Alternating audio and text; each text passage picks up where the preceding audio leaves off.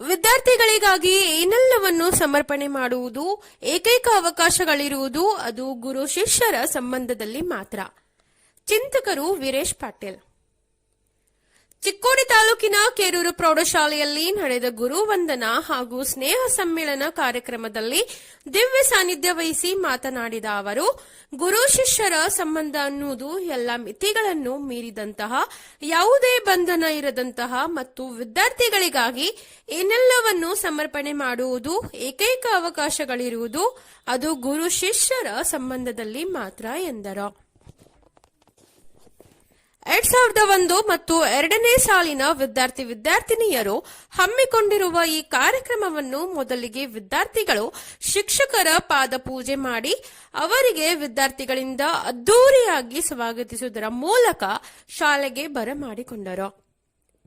ಈ ಕಾರ್ಯಕ್ರಮವನ್ನು ಸರ್ಕಾರಿ ಪಬ್ಲಿಕ್ ಸ್ಕೂಲ್ ವಿದ್ಯಾರ್ಥಿನಿಯರಿಂದ ಪ್ರಾರ್ಥನೆ ಗೀತೆ ಮತ್ತು ಸ್ವಾಗತ ಗೀತೆಯೊಂದಿಗೆ ಪ್ರಾರಂಭ ಮಾಡಲಾಯಿತು. ಈ ವೇಳೆ ಶಿಕ್ಷಕರಾದ ಆರ್.ಕೆ. ಕಾಂಬ್ಳೆ ಮತ್ತು ಪಿ.ಕೆ. ಉಗಾರೆ ಹಾಗೂ 2001 ಮತ್ತು 2ರ ವಿದ್ಯಾರ್ಥಿಗಳಾಗಿ ಕಲಿತಿರುವ ಲಗ್ವಣ್ಣ ರಾಮ ಎಂಡ್ರಾವಿ, ಸಿದ್ದಪ್ಪ ಬಾಡ್ಕರ್ ಮತ್ತು ಮಹಾದೇವ್ ಖೋತ್ ಅವರನ್ನು ನೆನೆದುಕೊಂಡು ವಿಷಾದ ವ್ಯಕ್ತಪಡಿಸಿ ಮೌನಾಚರಣೆ ಮಾಡುವುದರ ಮೂಲಕ ಸಂತಾಪ ಸೂಚಿಸಿದರು. ಈ ವೇದಿಕೆ ಕಾರ್ಯಕ್ರಮವನ್ನು ಸರಸ್ವತಿ ಪೂಜೆ ಮತ್ತು ದೀಪ ಬೆಳಗಿಸುವ ಮೂಲಕ ಈ ಕಾರ್ಯಕ್ರಮಕ್ಕೆ ಚಾಲನೆಯನ್ನು ನೀಡಲಾಯಿತು. ನಂತರ ಈ ಕಾರ್ಯಕ್ರಮದಲ್ಲಿ ಆಗಮಿಸಿರುವ ಅತಿಥಿಗಳನ್ನು 2001 ಮತ್ತು 2ರ ವಿದ್ಯಾರ್ಥಿ ಬಳಗದ ವತಿಯಿಂದ ನೆನಪಿನ ಕಾಣಿಕೆ ನೀಡಿ ಅವರಿಗೆ ಸತ್ಕರಿಸಲಾಯಿತು. ವಿಶೇಷವಾಗಿ ಎಲ್ಲಾ ಶಿಕ್ಷಕರನ್ನು ಹಾಗೂ 2001 ಮತ್ತು 2ನೇ ಸಾಲಿನ ವಿದ್ಯಾರ್ಥಿಗಳನ್ನು ಒಂದೇ ವೇದಿಕೆ ಮೇಲೆ ತರಲು ಸತತ ಪ್ರಯತ್ನಿಸಿರುವ ಅಜಿತ್ ವಾಗಾಯಿ ಮತ್ತು ಕಾವೇರಿ ಪಾಟೀಲ್ ಅವರನ್ನು ಸತ್ಕರಿಸಲಾಯಿತು. ಈ ಕಾರ್ಯಕ್ರಮವನ್ನು ಉದ್ದೇಶಿಸಿ 2001 ಮತ್ತು 2ನೇ ಸಾಲಿನ ವಿದ್ಯಾರ್ಥಿಗಳು ಅವರ ವಿದ್ಯಾರ್ಥಿ ಜೀವನದಲ್ಲಿ ಗುರುಗಳು ಕಲಿಸಿರುವ ಪಾಠ, ಆಟ ಹಾಗೂ ಈ ಒಂದು ಶಾಲೆಯಲ್ಲಿ ಕಳೆದ ವರ್ಷಗಳ ತಮ್ಮ ವಿದ್ಯಾರ್ಥಿ ಜೀವನದ ಕುರಿತು ಹೇಳಿದರು. ಹಾಗೂ ಬೆಳೆಯುವಂತಹ ವಿದ್ಯಾರ್ಥಿಗಳು ಶಿಕ್ಷಕರಿಗೆ ಗೌರವ ಕೊಡಿ, ಅವರು ತಾಯಿಯ ನಂತರ ಯಾರಾದರೂ ಇದ್ದರೆ ಗುರುಗಳು ಮಾತ್ರ ಎಂದು ಹೇಳಿದರು. ಭಾರತದ ಒಳ್ಳೆಯ ಪ್ರಜೆಗಳಾಗಿ ತಂದೆ ತಾಯಿ ಶಿಕ್ಷಕರು ಹೆಮ್ಮೆ ಪಡುವ ಹಾಗೆ ಆಗಿ ಎಂದು ವಿದ್ಯಾರ್ಥಿಗಳಿಗೆ ಒಂದು ಸಲಹೆ ಕೂಡ ನೀಡಿದರು. ML Jilledar, SP Mudaldavar, GR Bekkeri, SS Kore ಅವರು ತಮ್ಮ ಅನಿಸಿಕೆಗಳನ್ನು ವ್ಯಕ್ತಪಡಿಸಿ 2001 ಮತ್ತು 2ನೇ ಸಾಲಿನಲ್ಲಿ ಶಿಕ್ಷಕರಾಗಿ ಸೇವೆ ಸಲ್ಲಿಸುವಾಗ ವಿದ್ಯಾರ್ಥಿಗಳ ಜೀವನ ಹಾಗೂ ಇಂದಿನ ವಿದ್ಯಾರ್ಥಿಗಳ ಜೀವನದ ಕುರಿತು ಹೇಳುವುದರ ಜೊತೆಯಲ್ಲಿ ಶಿಕ್ಷಣ ಕ್ಷೇತ್ರದಲ್ಲಿ ಅನೇಕ ಬದಲಾವಣೆಗಳಾಗಿದ್ದು ಆವಾಗ ವಿದ್ಯಾರ್ಥಿಗಳು ಶಿಕ್ಷಕರಿಗೆ ಗೌರವ ಕೊಡುತ್ತಿದ್ದರು. ಇದೀಗ ಆ ಒಂದು ಪದ್ಧತಿ ಕಡಿಮೆ ಆಗುತ್ತಾ ಬರ್ತಾ ಇದೆ. ಇಂದಿನ ವಿದ್ಯಾರ್ಥಿಗಳು ಮೊದಲು ತಂದೆ ತಾಯಿ ಗೌರವಿಸುವುದರ ಜೊತೆಯಲ್ಲಿ ಶಿಕ್ಷಕರಿಗೆ ಕೂಡ ಗೌರವಿಸಬೇಕು ಎಂದು ಹೇಳಿದರು. ಈ ಕಾರ್ಯಕ್ರಮದಲ್ಲಿ ಗಫೂರ್ ಸಾಬ್ ಸೈಯದ್ ಗಣ್ಯರಿಗೆ ಸ್ವಾಗತಿಸಿದರು. ಶಂಕರ್ ಗೌಡ ಪಾಟೀಲ್ ಮತ್ತು ಕಾವೇರಿ ಪಾಟೀಲ್ ಅವರು ನಿರೂಪಿಸಿದರು. ರವೀಂದ್ರ ದೇವಣ್ಣಗೋಳ್ ವಂದಿಸಿದರು. ಈ ವೇಳೆ 2001 ಮತ್ತು 2ನೇ ಸಾಲಿನ ವಿದ್ಯಾರ್ಥಿಗಳಾದ ಶಿವಾನಂದ್ ಮಾಗ್ನೂರೆ, ಅನಿಲ್ ಪರ್ಗೌಡ, ಸದಾನಂದ್ ಕಾನಡೆ, ರಾಜು ಸಬ್ಕಾಳೆ, ಸಾವಂತ್ ಮಾಳಿ, ಪ್ರತಿಭಾ ಸನದಿ ತಮ್ಮ ಅನಿಸಿಕೆಗಳನ್ನು ಹಂಚಿಕೊಂಡರು. ಎಲ್ಲ ವಿದ್ಯಾರ್ಥಿನಿಯರು ಈ ಕಾರ್ಯಕ್ರಮದಲ್ಲಿ ಆಗಮಿಸಿದ್ದು ಮತ್ತು ಶಿಕ್ಷಕರ ಆಗಮನದಿಂದ ಈ ಕಾರ್ಯಕ್ರಮ ಕೂಡ ಯಶಸ್ಸಾಯಿತು. ಇದೇ ಸಂದರ್ಭದಲ್ಲಿ 2001 ಮತ್ತು 2ನೇ ಸಾಲಿನ ಎಲ್ಲ ವಿದ್ಯಾರ್ಥಿಗಳು ಸೇರಿದಂತೆ ಕರ್ನಾಟಕ ಪಬ್ಲಿಕ್ ಸ್ಕೂಲ್ ಕೇರೂರು ಶಾಲೆಯ ಮುಖ್ಯೋಪಾಧ್ಯಾಯರು, ಶಿಕ್ಷಕರು ಸೇರಿದಂತೆ ಇಂದಿನ ವಿದ್ಯಾರ್ಥಿಗಳು ಕೂಡ ಉಪಸ್ಥಿತರಿದ್ದರು. ಕರೆಸಿ ಒಂದೇ ಕಡೆ ಕಲಿಸಿ ಅಂದ್ರೆ ಸೇರಿಸಿ ಪ್ರೇಮ ನಿವೇದನೆಯನ್ನ ಮಾಡಿಕೊಳ್ಳುವಂತಹ ಕಾರ್ಯಕ್ರಮ ಇದು. ಸಾಮಾನ್ಯವಾಗಿ ನಾವು ಇದ್ದಾಗ ಗುರುಗಳಿಗೆ ಹೆದರ್ತೇವೆ. ನಾನು ಇವ್ರ ಕಾಲಕ್ಕೆ ಸಂಬಂಧಪಟ್ಟದ್ದು ಹೇಳ್ತಾ ಇದ್ದೇನೆ, ನಿಮ್ದು ಯಾರ್ದು ನಾನು ಹೇಳ್ತಾ ಇಲ್ಲ.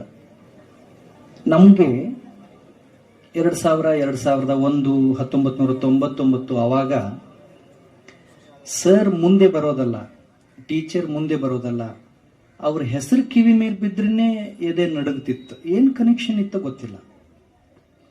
ಈಗ ಇಡೀ ಸ್ಕೂಲ್ ಇಡೀ ಕಾಲೇಜ್ ಮುಂದೆ ಬಂದು ನಿಂತ್ರು ಯಾರಿಗೂ ಅಂಜಿಕೆ ಆಗೋದಿಲ್ಲ. ಯಾಕೆಂದ್ರೆ ಇದು 5G ಜಾಯಮಾನ. ಇವರೆಲ್ಲ ಇನ್ನು 6G 7G 10G 12G ಎಲ್ಲ ಆಗೋದಿದೆ. ಈ 5G 7Gಗೂ ಮತ್ತು ನಮ್ಮ ಕಾಲಕ್ಕೂ ಏನು ವ್ಯತ್ಯಾಸ ಅಂದ್ರೆ, ನಾವು ಕಲಿಯುವ ಕಾಲ 5G 7G 10G ಅಲ್ಲ, ಅದು ಗುರೂಜಿ ಕಾಲ. ಯಾವುದೇ ಗುರೂಜಿ ಇರಲಿ, ಅದು ಕನ್ನಡ ಗುರೂಜಿ ಇರಲಿ, ಇಂಗ್ಲಿಷ್ ಗುರೂಜಿ ಇರಲಿ, ಹೆಡ್ ಮಾಸ್ಟರ್ ಗುರೂಜಿ ಇರಲಿ, PE ಗುರೂಜಿ ಇರಲಿ, ಒಬ್ಬ ಗುರೂಜಿ ಬಂದು ತೋಳು ಪೂರ್ತಿ ಮೇಲೆ ಏರಿಸಿ ಬೆನ್ನಾಗ ಒಂದು ಕೊಟ್ರೆ ಎಲ್ಲ ನೆಟ್ವರ್ಕ್ ಒಂದೇ ಕಡೆ ಬರ್ತಿತ್ತು. ಮತ್ತೆ ಹಾ ಅನ್ನೋ ಹುಡುಗರೆಲ್ಲ ಶಾಲ್ಯಾಗ ಬಂದು ಸುಮ್ಮನೆ ಕುಂಡಿರ್ತಿದ್ರು. ಬಹಳ ಶಾಣೆತನ ತೋರಿಸ್ತಿರ್ಲಿಲ್ಲ ನಾವು. ಅದಕ್ಕೆ ನಾವೆಲ್ಲ ಭಾಗ್ಯವಂತರಾಗ. ನಾನು 20 ವರ್ಷದಿಂದ ಶಿಕ್ಷಣ ಕ್ಷೇತ್ರದಲ್ಲಿದ್ದೀನಿ. ದಿನೇ ದಿನೇ ಕೃತಜ್ಞತಾ ಸ್ವಭಾವ ಹೆಚ್ಚಾಗ್ತಾ ಇದೆ. ಉಪಕಾರ ಮಾಡಿದವರನ್ನ, ವಿದ್ಯೆ ಕೊಟ್ಟವರನ್ನ, ಜನ್ಮ ಕೊಟ್ಟವರನ್ನ, ಅನ್ನ ಕೊಟ್ಟವರನ್ನ ಅನಾಧಾರದಿಂದ ಸಮಾಜ ತಿರಸ್ಕಾರ ಮಾಡ್ತಾ ಇದೆ. ಅಂಥ ಕಾಲಘಟ್ಟದಲ್ಲಿ 25 ವರ್ಷಗಳ ಹಿಂದೆ ಅಕ್ಷರ ಕಲಿಸಿದಂಥ ಎಲ್ಲ ಗುರುಗಳನ್ನ ಕರೆಸಿ ಗೌರವಿಸಿ ನಿಮ್ಮ ಪ್ರೀತಿಯನ್ನ ಅವರಿಗೆ ಅರ್ಪಣೆ ಮಾಡಿದ್ದೀರಲ್ಲ, ಅಕ್ಷರಶಃ ಅವರಿಗೆ ಆಗಿನ ಕಾಲದಲ್ಲಿ ಆದ ಶ್ರಮ ಇವತ್ತಿಗೆ ಸಾರ್ಥಕ ಆಯ್ತು. ಅವ್ರು ಹೇಳಿದ್ರಲ್ಲ, ಒಬ್ಬ ಗುರುಗಳು ಮತ್ತೆ ಒಬ್ರು ನೆನಪು ಮಾಡಿಕೊಂಡ್ರು ಕೂಡ, ಕಾಲು ಮುರಿದಿದ್ರು ಕೂಡ ನಮಗೆ ಶಾಲೆಗೆ ಬಂದು ಪಾಠ ಮಾಡ್ತಾ ಇದ್ರು ಅಂತ. This is the relationship between teacher and student. ನೀವು ಬೇಕಾದ್ರೆ ಟೆಸ್ಟ್ ಮಾಡಿ ನೋಡಿ. ಈ ರಕ್ತ ಸಂಬಂಧ, ಕರುಳು ಬಳ್ಳಿ ಸಂಬಂಧ, ಜಾತಿ ಸಂಬಂಧ, ಭಾಷಾ ಸಂಬಂಧ, ಪ್ರಾಂತ್ಯ ಸಂಬಂಧಗಳಿರ್ತಾವಲ್ಲ, ಅಲ್ಲಿ ನೋವು ಅನ್ನೋದೊಂದು ನೆಪ ಆಗ್ತದೆ. ಸಣ್ಣದೊಂದು ನೆಪ ಇದ್ರೂ ಕೂಡ ದೂರ ಸರಿಯೋ ಪ್ರಯತ್ನವನ್ನ ಮಾಡ್ತಾರೆ. ಆದ್ರೆ ಗುರು ಶಿಷ್ಯ ಸಂಬಂಧ ಅನ್ನೋದು ಈ ಎಲ್ಲ ಮಿತಿಗಳನ್ನ ಮೀರಿದಂತ, ಯಾವುದೇ ಬಂಧನಗಳೇ ಇರದಂತ ಮತ್ತು ಮಕ್ಕಳಿಗಾಗಿ, ವಿದ್ಯಾರ್ಥಿಗಳಿಗಾಗಿ ಏನೆಲ್ಲವನ್ನ ಸಮರ್ಪಣೆ ಮಾಡುವಂತ ಏಕೈಕ ಅವಕಾಶ ಇರೋದು ಈ ಸಂಬಂಧದಲ್ಲಿ ಮಾತ್ರ, ಗುರು ಶಿಷ್ಯ ಸಂಬಂಧದಲ್ಲಿ ಮಾತ್ರ. ಶಾಲೆಯಲ್ಲಿ ಗುರುಗಳು ಕಲಿಸುವ ಓದು, ಬರಹ ಮತ್ತು ಪರೀಕ್ಷೆಯಲ್ಲಿ ನಾವು ಪಡೆಯುವ ಅಂಕ ಇದು ಶಿಕ್ಷಣ ಅಲ್ಲ. ಶಾಲೆಯಲ್ಲಿ ಯಾರು ಬೇಕಾದ್ರೂ ಶಾಣೆ ಇರಬಹುದು, ಯಾರು ಬೇಕಾದ್ರೂ ಹೆಚ್ಚಿಗೆ ಮಾರ್ಕ್ಸ್ ತಗೋಬಹುದು. ಮತ್ತೆ ಶಿಕ್ಷಣ ಅಂದ್ರೆ ಏನು ಅಂದ್ರೆ, BF ಸ್ಕಿನ್ನರ್ ಅನ್ನೋರು ಹೇಳಿರೋ ಮಾತಿದು, after forgetting all the things which we learn from the teachers, what we remember that is education ಅಂತ ಅವ್ರು ಹೇಳಿದ್ದಾರೆ. ಅಂದ್ರೆ ನೆನ್ಪಿಟ್ಕೊಳ್ರು, ಶಾಲೆಯಲ್ಲಿ ಗುರುಗಳಿಂದ ಕಲಿತದ್ದೆಲ್ಲವೂ ಮರೆತು ಹೋದ ಮೇಲೆ ಯಾವುದು ನೆನಪಿನಲ್ಲಿ ಉಳಿಯುತ್ತದೆಯೋ ಅದು ಶಿಕ್ಷಣ. ಈಗ 2001 ಬ್ಯಾಚ್ ಅಲ್ಲಿ ಇದಿರಲ್ಲ ನೀವು 100 ಜನ. ನೀವು ಬೇಕಾದ್ರೆ ಪ್ರಯೋಗ ಮಾಡಿ ನೋಡಿ. ನಿಮ್ಮ ಸರ್ ಮೇಡಮ್ ಕಲಿಸಿದ ಯಾವುದಾದ್ರೂ ಒಂದು ಪಾಠದ ಒಂದು ಪ್ರಶ್ನೆಯ ಉತ್ತರ ನಿಮ್ಗೆ ನೆನಪಿದೆಯಾ? ಇಲ್ಲ.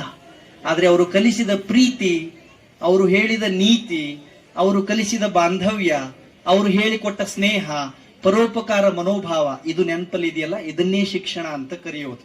ಓದೋದು ಬರೆಯೋದು ಮಾತ್ರ ಶಿಕ್ಷಣ ಅಲ್ಲ. ಹೃದಯವನ್ನ ವಿಶಾಲಗೊಳಿಸಿಕೊಳ್ಳುವುದು, ಬುದ್ಧಿಯನ್ನ ಬಲಿಷ್ಠಗೊಳಿಸಿಕೊಳ್ಳುವುದು, ಶುದ್ಧ ಜೀವನವನ್ನ ನಡೆಸುವ ಹಾಗೆ ಎತ್ತರೆತ್ತರಕ್ಕೆ ಬೆಳೆಯುವ ಪ್ರಕ್ರಿಯೆಗೆ ಶಿಕ್ಷಣ ಅಂತ ಕರೀತಾರೆ. ಮಾಹಿತಿ ಸಿಂಧು ICT ಅನ್ನತಕ್ಕಂಥ ಈ ಪ್ರೋಗ್ರಾಮ್ ನಡೀತಾ ಇದೆ. ಬಟ್ ಇದಕ್ಕಿಂತ ಮುಂಚಿತವಾಗಿ ಮಾಹಿತಿ ಸಿಂಧು ಅನ್ನತಕ್ಕಂಥದ್ದು NIC ನ್ಯಾಷನಲ್ ಇನ್ಫಾರ್ಮೇಟಿಕ್ಸ್ ಸೆಂಟರ್ ಅನ್ನತಕ್ಕಂಥವ್ರನ್ನ ಆ ಒಂದು ಸಹಯೋಗದೊಂದಿಗೆ ನಮಗೆ 2 ಜನ ಕಂಪ್ಯೂಟರ್ ಶಿಕ್ಷಕರು ನಮ್ಮ ಶಾಲೆಗೆ ಬಂದು ಅದರ ಒಂದು ಮುಖ್ಯೋಪಾಧ್ಯಾಯರಾಗಿ ಜಿರಿಯಾ ಸರ್ ಅವರು ಏನ್ ಮಾಡಿದ್ರು, ಲ್ಯಾಬ್ ಅನ್ನ ಪ್ರಾರಂಭ ಮಾಡಿ ಅದ್ರ ಜೊತೆಗೆ ಎಲ್ಲಾ ವಿದ್ಯಾರ್ಥಿಗಳಿಗೆ ನಮಗೆ ಕಂಪ್ಯೂಟರ್ ಅನ್ನ ಯಾವ ರೀತಿಯಾಗಿ ಮೌಸ್ ಹಿಡಿಬೇಕು ಅಂತಕ್ಕಂಥದ್ದು 2 ಜನ ಶಿಕ್ಷಕರಿಂದ. ಮೊದಲನೇದಾಗಿ ನಾವು SA ಪಾಟೀಲ್ ಸರ್ ಅವರನ್ನು ಕೂಡ ನಮ್ಮ ಎಲ್ಲ ವಿದ್ಯಾರ್ಥಿಗಳ ಭಾಗದ ಪರವಾಗಿ ಹಾರ್ದಿಕವಾಗಿ ಸ್ವಾಗತವನ್ನು ಕೋರ್ತಾ ಇದ್ದೀನಿ. ಅದೇ ರೀತಿಯಾಗಿ ಬಸವರಾಜ್ ಅಲಗೂರು ಸರ್ ಅವರು ನಮಗೂ ಕೂಡ ಕಂಪ್ಯೂಟರ್ದ ಯಾವ ರೀತಿಯಾಗಿ ರೋಮ್ ಏನು ರ್ಯಾಮ್ ಅನ್ನತಕ್ಕಂಥದ್ದು ಹೇಳಿದಾರೆ ನಮಗೆಲ್ಲರಿಗೂ. ಅದೆಲ್ಲ ಎಲ್ಲರಿಗೂ ನೆನಪೈತಿ. ಸೊ ಆ ಎಲ್ಲಾ ರೋಮ್ ಮತ್ತು ರ್ಯಾಮ್ ಅನ್ನು ನೆನಪಿಟ್ಕೋಬೇಕಾದ್ರೆ ನಾವು ಯಾರನ್ನ ನೆನೆಸಬೇಕು? ಅಲಗೂರು ಸರ್ ಅವರನ್ನು ನೆನೆಸಬೇಕು ಅಂತಕ್ಕಂಥ ವಿಚಾರದಲ್ಲಿ ಹೇಳ್ತಾ ಅವ್ರಿಗೂ ಕೂಡ ನಾವು ಹಾರ್ದಿಕವಾಗಿರ್ತಕ್ಕಂಥ ಸ್ವಾಗತವನ್ನ. ಅವ್ರ ಮನೆಯಲ್ಲಿ ಕೂಡ್ರಿಲ್ಲ. ನಮ್ಮ ಸಹಪಾಠಿ ಮಿತ್ರ ಅವ್ರನ್ನ ದಿನಾಲು ಬೈಕ್ ಮೇಲೆ ತೆಗೆದುಕೊಂಡು ಬರೋದು, ಆದ್ರೆ ಅವ್ರು ಒಂದಿನಾನು ಮನೆಯಲ್ಲಿ ರೆಸ್ಟ್ ಅಂತ ತೆಗೆದುಕೊಳ್ಳಿಲ್ಲ. ಆಮೇಲೆ 2001ರಲ್ಲಿ ಏನಾಯ್ತಪ್ಪ ಅಂದ್ರ ಬೆಕೇರ್ ಸರ್ ಬಂದ್ರು ನಮ್ಮ ಒಂದು ಹೈಸ್ಕೂಲ್ಗೆ. ಅದಕ್ಕಿಂತ ಮುಂಚೆ ಜಿಲ್ಲೆಧರ್ ಸರ್ ಹೇಳ್ತಾ ಇದ್ರು ಕನ್ನಡ. ಒತ್ತಡ ಆಯ್ತು. ಅವಾಗ ಬೆಕೇರ್ ಸರ್ ಈ ಹೈಸ್ಕೂಲ್ಗೆ ವರ್ಗಾವಣೆಗೊಂಡು ಬಂದ್ರು. ನಮಗೆಲ್ಲ ಬಹಳ ಖುಷಿ ಇದ್ರು. ಯಾಕ ಕನ್ನಡ ಹೇಳಿಕ್ ಮತ್ತೊಬ್ಬರು ಸರ್ ಬಂದ್ರು. ನಮಗೆಲ್ಲ ಲಾಟ್ರಿ ಹೊಡೆದಾಟ ಖುಷಿ ಐತ್ರಿ. ಆದ್ರೆ ನಮಗ್ ಲಾಟ್ರಿ ಜೊತೆ ಇಲ್ಲಿ ಬೆಕ್ಕೇರಿ ಸರ್ಗೂ ಏನಾಯ್ತಪ್ಪ ಅಂದ್ರೆ ನಮ್ಮ ಊರ ಲಾಟ್ರಿ ಹೊಡಿತ್ರಿ. ಬಸವೇಶ್ವರ ದೇವಸ್ಥಾನದವ್ರ ಲಾಟ್ರಿ ಮಾಡ್ರಿ, ಫಸ್ಟ್ ಬೈಕ್ ಬೆಕ್ಕೇರಿ ಸರ್ಗ ಹತ್ತಿ ಬಿಡ್ತಾರೆ. ನಮಗೂ ಬಂಪರ್ ಲಾಟ್ರಿ, ಅವ್ರಿಗೂ ಬಂಪರ್ ಲಾಟ್ರಿ, ಎರಡು ರೀತಿಯಿಂದ ಒಂದು ಬಂಪರ್ ಲಾಟ್ರಿಗಳು ಅದು ಅಂತ ಹೇಳ್ಬೋದು. ಇನ್ನು ಅದೇ ರೀತಿ ಬೋರ್ ಶೆಟ್ಟಿ ಮೇಡಮ್ ಇರ್ಬೋದು, ಜಂಗಮ್ ಶೆಟ್ಟಿ ಸರ್ ಇರ್ಬೋದು, ಅವರು ಚಿತ್ರಕಲಾ ಶಿಕ್ಷಕರು, ಕ್ರಾಫ್ಟ್ ಶಿಕ್ಷಕರು, ಅವರು ಕೂಡ ನಮ್ಗೆ ಏನ್ ಮಾಡಿದ್ರಪ್ಪ ಅಂದ್ರೆ ಕನ್ನಡನ್ ಹೇಳಿದ್ರು. ಹೌದಾ?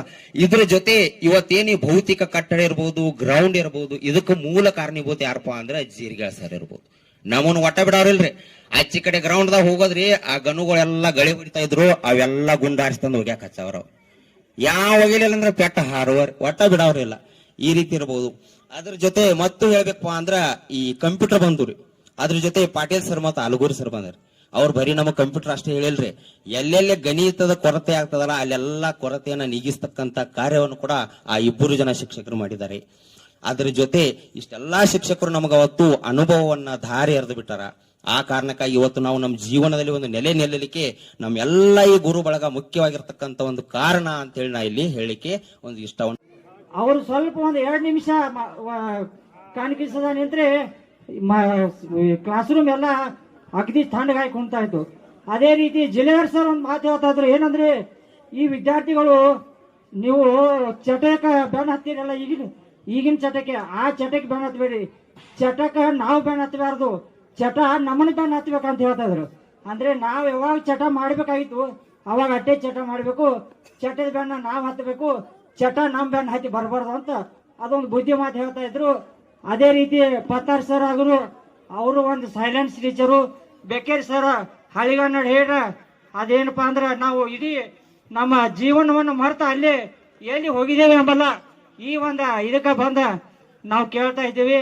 ಅದೇ ರೀತಿ ಪಿ ಟೀಚರ್ ಅಂದ್ರ ಈಗಿನ ಟೀಚರ್ ಗತೆ ಆಟ ಆಡೋದು, ನಮಗೆ ಆಟ ಕಲಿಸೋದು. ಹಿಂದಿ ಟೀಚರ್ ಹಿಂದಿ ಸಬ್ಜೆಕ್ಟ್ ಹೇಳ್ತಾ ಇದ್ರು, ಒಂದು ಪ್ಯಾರಾ ಸಬ್ಜೆಕ್ಟ್ ತಗೊಂಡ್ರ ಅಂದ್ರೆ ಟೇಬಲ್ ಮ್ಯಾಗ ಕೂತು ಹಾವ ಭಾವದಿಂದ ಒಂದ ಏನ್ ಹೇಳ್ತಾ ಇದ್ರು ಸಬ್ಜೆಕ್ಟ್ ಅನ್ನು ಹೇಳ್ತಾ ಇದ್ರು. ಈಗಿನ ಟೀಚರ್ ನಮಗೆ ಹೆಂಗ್ ಹೇಳ್ತಾರೋ ನನಗಂತೂ ಅರ್ಥ ಆಗ್ತಾ ಇಲ್ಲ. ಈಗಿನ ಟೀಚರ್ ಒಂದು ಅನುಕಂಪದ ವಿಷಯ ಏನಂದ್ರ ಆನ್ಲೈನ್ ಎಲ್ಲ ಹೇಳ್ತಾ ಇದ್ದೀರಿ ನೀವು. ನನ್ನ ಮನೆಯೊಳಗೆ ನಮ್ಮ ವಿದ್ಯಾರ್ಥಿ ವಿಧಾನ ಎಲ್ಲ ಆನ್ಲೈನ್ದಾಗ ಬಿಡೋದು ಮತ್ತು ಬೋರ್ಡ್ದಲ್ಲಿ ಯಾರು ಬಿಡೋದು, ಇದು ನನಗೊಂದು ವಿಚಿತ್ರ ಆಗ್ತಾ ಇದೆ. ಯಾಕಂದ್ರೆ ಎಷ್ಟು ನೀವು ಬೋರ್ಡ್ದಲ್ಲಿ ತಿಳಿಸಿ ಹೇಳ್ತೀರಿ ಅಟ್ಟ ವಿದ್ಯಾರ್ಥಿಗಳಿಗೆ ತಿಳಿವಳಿಕೆ ಆಗ್ತಾ ಇದೆ. ಅಲ್ರಿ, ನೀವು ಒಬ್ಬ ರಾಜ ಆಗಿ ಒಬ್ಬ ಇಡೀ ಪ್ರಪಂಚ ಅರ್ಧ ಪ್ರಪಂಚವನ್ನು ಗೆಲ್ದವ್ರ. ನಿಮ್ಮ ಅಪ್ಪ ನಿಮ್ಮ ತಂದೆಯವರು ಸಾಕಷ್ಟು ಆಸ್ತಿ ಮಾಡಿ ಕೊಟ್ಟಾರ, ಯುದ್ಧವನ್ನು ಕಲ್ತೀರಿ, ಯುದ್ಧ ಮಾಡಿರಿ, ಎಷ್ಟೋ ಯುದ್ಧಗಳನ್ನು ಮಾಡಿರಿ. ಆದ್ರೂ ನೀವು ಒಬ್ಬ ಬಡ ಭಿಕ್ಷುಕನಂತ ಸಾಧಾರಣ ವ್ಯಕ್ತಿಗೆ ನೀವು ನಮಸ್ಕಾರ ಮಾಡಿರಲ್ಲ, ಏನಿದ್ರ ಅರ್ಥ ಅಂತ ಕೇಳಿದ್ರ. ಅದಕ್ಕ ಆ ಅಲೆಕ್ಸಾಂಡರ್ ಏನೇನ್ ಹೇಳಿದ್ರು, ಒಬ್ಬ ತಂದೆ ಸ್ವರ್ಗದಿಂದ ಈ ನಮ್ಮ ಇದಕ್ಕೆ ತಂದು ಕೊಟ್ಟಾರ, ಇಲ್ಲಿ ಭೂಮಿಗೆ ಕರ್ಕೊಂಬರೋದು ಮಾಡ್ಯಾರ. ಆದ್ರ ಒಬ್ಬ ಗುರು ನಮ್ಗ ಈ ಭೂಮಿಯಿಂದ ಸ್ವರ್ಗದ ಎತ್ತರಕ್ಕೆ ಏರಿಸಿದವ್ರ ನಮ್ ಗುರು ಅಂತ ಹೇಳ್ತಾರ. ಅದಕ್ಕ ನಿಸ್ತ ತಂದೆ ನಮ್ಗ ಆಸ್ತಿ ಅಂತಸ್ತು ಎಲ್ಲ ಕೊಟ್ಟಾನ, ಆದ್ರ ಅದನ್ನ ವಿದ್ಯೆಯನ್ನು ಕೊಟ್ಟವರು ಗುರು ಮಾತ್ರ ಅದನ್ನ ತಂದೆಯಿಂದ ಕೊಡಕ್ ಸಾಧ್ಯ ಇಲ್ಲ. ಅದಕ್ಕ ಗುರುವನ್ನ ಅತ್ಯಂತ ಕೀಳಾಗಿ ನೋಡಬಾರ್ದು, ಒಬ್ಬ ತಂದೆಗಿಂತ ಮಿಗಿಲಾಗಿ ನೋಡ್ಬೇಕಂತ ಹೇಳಿ ಅವಾಗ ಮಂತ್ರಿ ಹೇಳಿದಾಗ ಮಂತ್ರಿ ಸುಮ್ಮನಾಗಿ ಬಿಟ್ಟಾನ. ಇದ ಒಂದು ಉದಾಹರಣೆಯನ್ನ ಗುರುಗಳನ್ನ ನಾವು ಯಾವಾಗೂ ಕೀಳ್ಮಟ್ಟ ನೋಡ್ಬೋದು. ಗುರುಗಳಂದ್ರ ನಮ್ಗ ಜೀವನವನ್ನ ಬದಲಾಯಿಸುವಂತ ಶಕ್ತಿ ಇರೋದು ಯಾರಿಗೆ ಅಂತಂದ್ರ ಅದು ಒಬ್ಬ ಗುರುವರಿಗೆ ಮಾತು ಹೇಳಿ.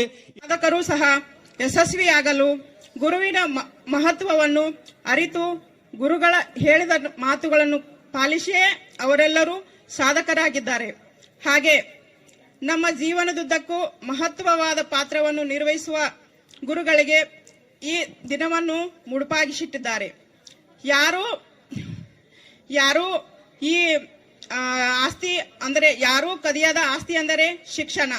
ಇಡೀ ಜಗತ್ತನ್ನೇ ಬದಲಾಯಿಸಬಹುದಾದ ಅತ್ಯಂತ ಶಕ್ತಿಶಾಲಿ ಅಸ್ತ್ರ ಎಂದರೆ ಅದು ಶಿಕ್ಷಣ ಅಂತ ನಾನು ನನ್ನ ಮಕ್ಕಳಿಗೆ ವಿದ್ಯಾಭ್ಯಾಸವನ್ನ ಕೊಡಮಾಡ್ತಾ ಇದ್ದೀನಿ. ಅದೇ ರೀತಿಯಾಗಿ